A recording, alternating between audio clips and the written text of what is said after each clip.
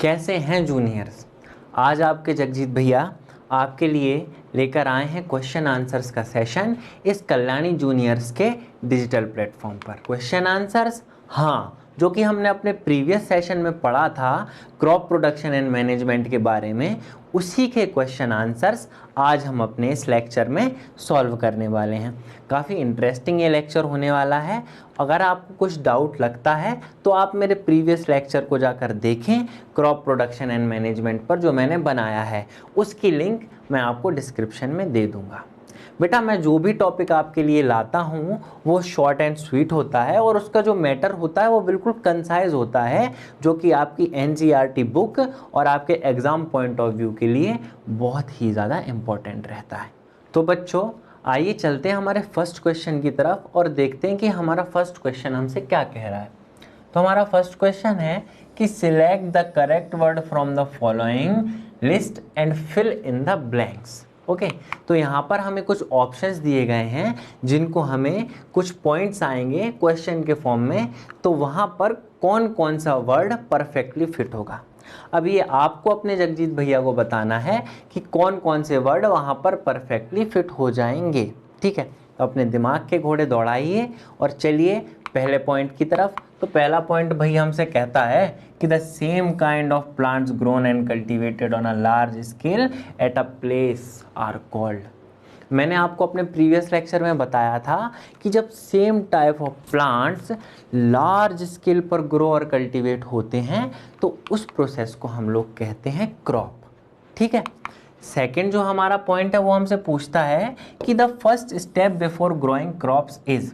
क्या होनी चाहिए first step before growing crops. तो हमने पढ़ा था अपने क्रॉप प्रोडक्शन एंड मैनेजमेंट के जो लेक्चर था उसमें कि जो फर्स्ट स्टेप होती है before growing the crop is preparation of the soil.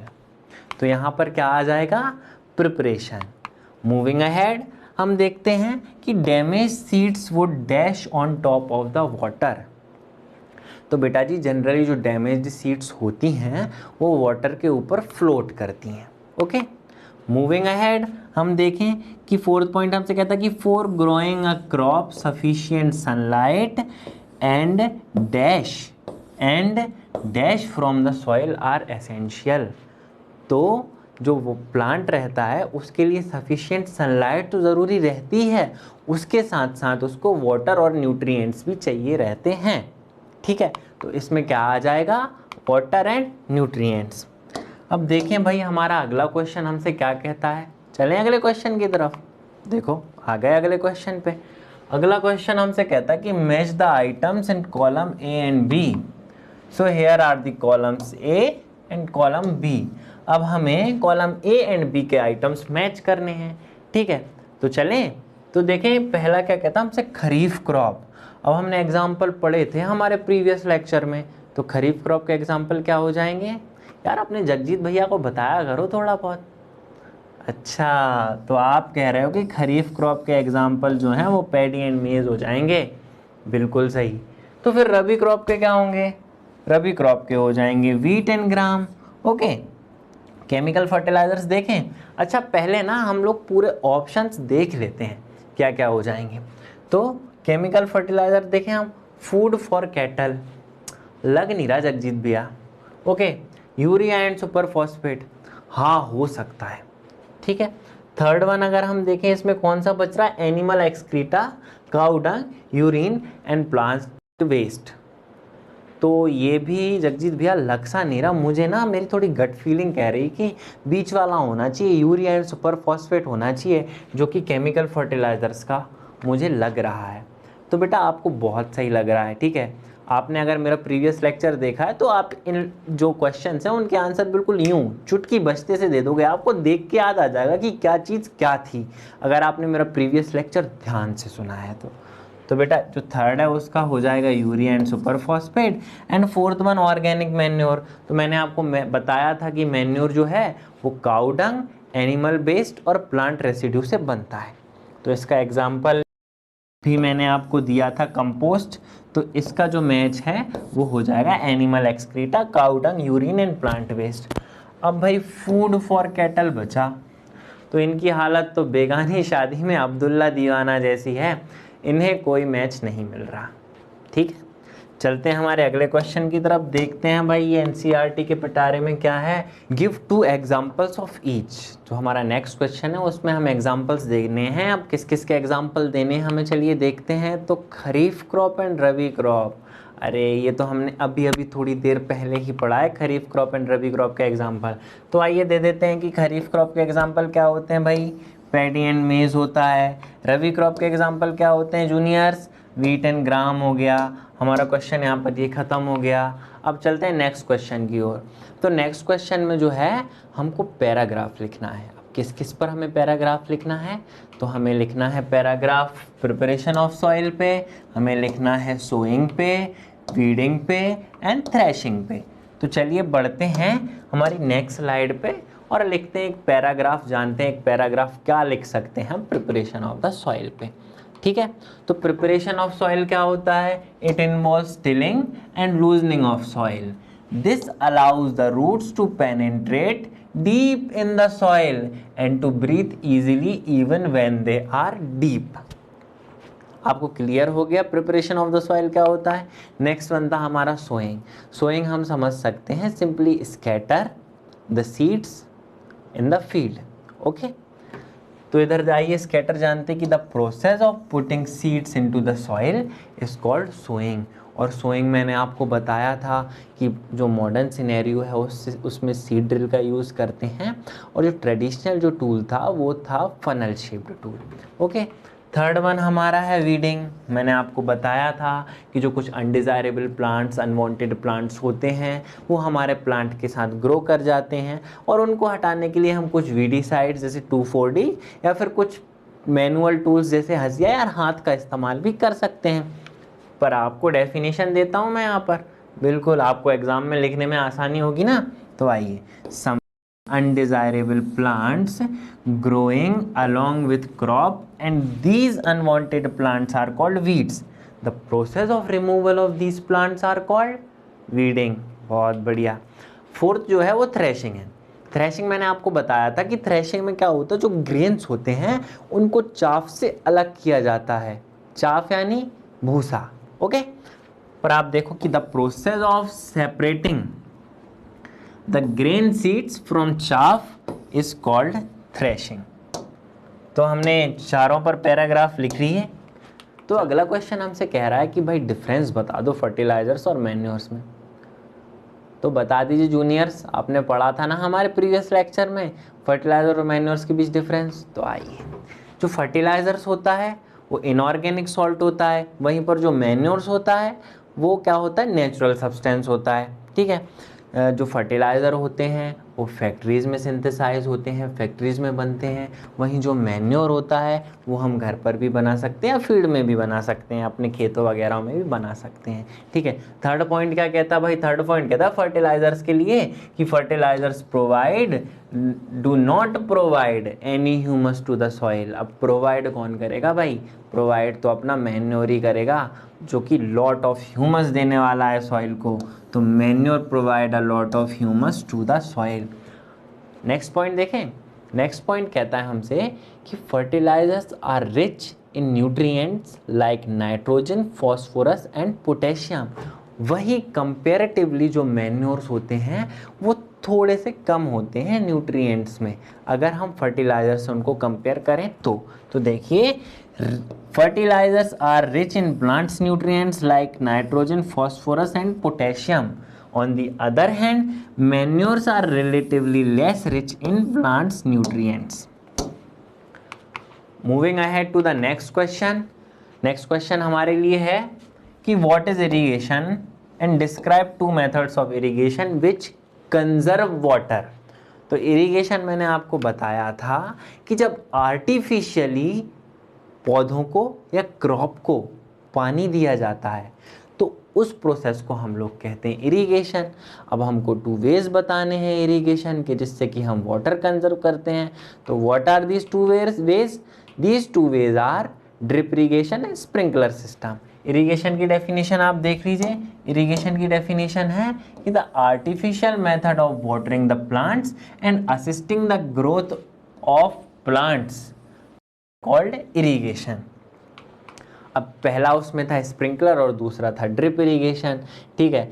तो स्प्रिंकलर और ड्रिप इरिगेशन पढ़ने से पहले हम थोड़े से सोर्स पढ़ लेते हैं। जब आपको ये एग्जाम पे लंबा लिखना पड़ेगा तो आपको ये चीज़ें मेंशन करनी पड़ेंगी कि पहले आप इरिगेशन की डेफिनेशन दे दो, फिर इरिगेशन के सोर्सेज लिख दो, जैसे कि ट्यूब वेल्स हो गए, कैनाल्स हो गई, डैम्स हो गए, ओके, पॉन्ड्स हो गए, लेक्स हो गए। फिर चलते हैं हम अपने स्प्रिंकलर सिस्टम और ड्रिप की तरफ। तो स्प्रिंकलर सिस्टम मैंने आपको बताया था कि एक मेन पाइप से परपेंडिकुलर पाइप अटैच रहता है, उसमें 2 नोजल्स लगी रहती हैं जिनसे कि पानी स्प्रिंकल्ड होता है। लेकिन हम लोग बुकिश लैंग्वेज में पढ़ेंगे। तो देखिए, the irrigation system has an arrangement of vertical pipes with rotating nozzles on the top. It is more useful in uneven land or sandy land where sufficient water is not available. जो हमारा drip irrigation है उसको हम लोग देख लेते हैं। Drip irrigation मैंने आपको बताया था कि जहाँ पर वाटर शॉर्टेज होती है वहाँ पर ड्रिप इरिगेशन यूज़ होता है, और इसमें एक मेन पाइप होता है जिसमें स्मॉल होल्स होते हैं जिनसे वाटर जो है वो डायरेक्टली प्लांट की रूट्स को जाता है। बट बुकिश नॉलेज भी आप देख लीजिए कि this irrigation system has an arrangement of pipes और tubes with very small holes in them to water plants drop by drop just at the base of the root. It is very efficient as water is not wasted at all. So these are 2 main ways from which we conserve water. Okay बेटा, next question की तरफ चलते हैं और देखते हैं next question हमसे क्या पूछता है। कल्याणी जूनियर्स के लिए नेक्स्ट क्वेश्चन क्या लाई है एनसीईआरटी। तो कहती है कि भाई if wheat is sown in kharif season what would happen, discuss. As we know that wheat is a rabi crop, यानी कि वीट जो है वो ठंडों में बोया जाता है। वहीं दूसरी ओर जो खरीफ क्रॉप है वो रेनी सीजन में बोई जाती हैं। अब क्या होगा अगर वीट को हम रेनी सीजन में सोन कर देते हैं, तो डिस्कस करना है हमें। आइए डिस्कस कर लेते हैं। तो अगर हम वीट जो है उसको हम लोग रेनी सीजन में बो देते हैं तो वीट एक ऐसी क्रॉप है जिससे बहुत ज़्यादा पानी की ज़रूरत नहीं पड़ती। अगर हम उसको रेनी सीजन में बो देते हैं तो उसको बहुत सारा पानी मिलेगा और उस वजह से जो उसके प्लांट्स हैं वो डैमेज हो जाएंगे, वो सड़ जाएंगे, ख़राब हो जाएंगे। तो जो क्रॉप प्रोडक्शन है वो बहुत ज़्यादा कम हो जाएगा। ठीक है, आंसर भी कुछ ऐसा ही कहता है कि wheat crop is sowing from November December to March April. जो ये क्रॉप है वो नवंबर दिसंबर से लेके मार्च अप्रैल तक बोई जाती है। ठीक है, it is grown in winter and requires less water, मैंने जैसा आपको बताया था। और फिर कहता है कि if wheat is sown in kharif season यानी कि rainy season, so its production will decrease considerably. Okay, समझ में आ गया आपको कि क्यों जो वीट है वो रेनी सीजन में नहीं बोना चाहिए।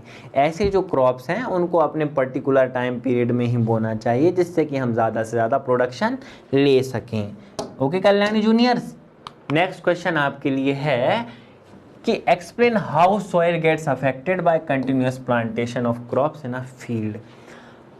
अब ये चीज़ हमने अपने पिछले लेक्चर में डिस्कस की हुई थी कि कंटिन्यूएशन में अगर हम प्लांटेशन करते हैं अगर हमारे फील्ड में तो क्या होता है, उससे जो उसके न्यूट्रिएंट्स हैं वो कहीं ना कहीं लॉस हो जाते हैं, कहीं ना कहीं कम पड़ जाते हैं। तो एडिशनली हम उसको मैन्योर एंड फर्टिलाइजर्स मिलाते हैं। जब हम कंटिन्यूएशन में प्लांटेशन कर रहे हैं, क्रॉप प्लांटेशन कर रहे हैं, तो जो सॉइल है उसको अपने न्यूट्रिएंट्स रिगेन करने में टाइम लगता है और कंटिन्यूएशन प्लांटेशन की वजह से वो रिगेन नहीं कर पाता है।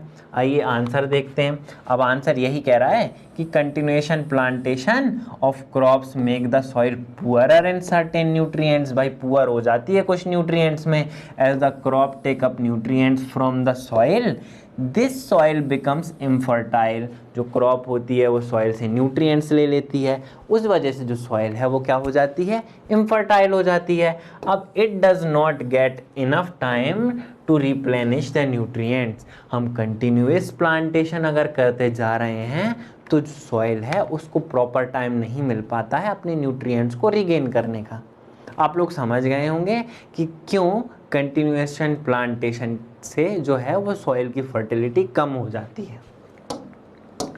अब चलते हैं हमारी अगली स्लाइड की ओर, हमारे अगले क्वेश्चन की ओर। तो हमारा अगला क्वेश्चन हमसे कहता है कि भाई what are weeds and how can we control them. तो ये वाला टॉपिक मैंने आपको बहुत अच्छे से बताया था कि वीड्स क्या होती हैं। जो वीड्स होती हैं वो अनवांटेड या अनडिजायर्ड प्लांट्स होते हैं जो कि हमारी क्रॉप के साथ ही ग्रो कर जाते हैं। अब हम उसको कैसे कंट्रोल कर सकते हैं? तो हम मैनुअली उसको हाथ से उखाड़ सकते हैं, हम सिकल की मदद से काट सकते हैं, या कुछ वीडीसाइड्स का यूज़ कर सकते हैं जैसे कि 2,4-D।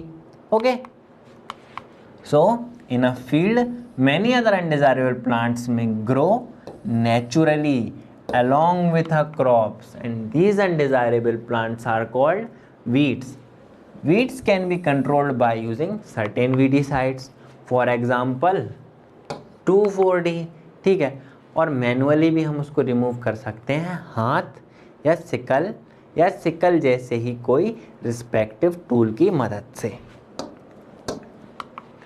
तो यहाँ पर जूनियर्स हम लोगों ने एनसीईआरटी के जो भी क्वेश्चंस बनते हैं या जो भी आपके एग्ज़ाम के लिए इम्पॉर्टेंट हैं वो सारे कवर कर लिए हैं। मैं समझता हूँ कि अब आपको जो ये टॉपिक था क्रॉप प्रोडक्शन एंड मैनेजमेंट का प्रिटी क्लियर हो गया होगा। तो बने रहिए हमारे साथ, मिलते हैं नेक्स्ट लेक्चर में। तब तक के लिए जय हिंद।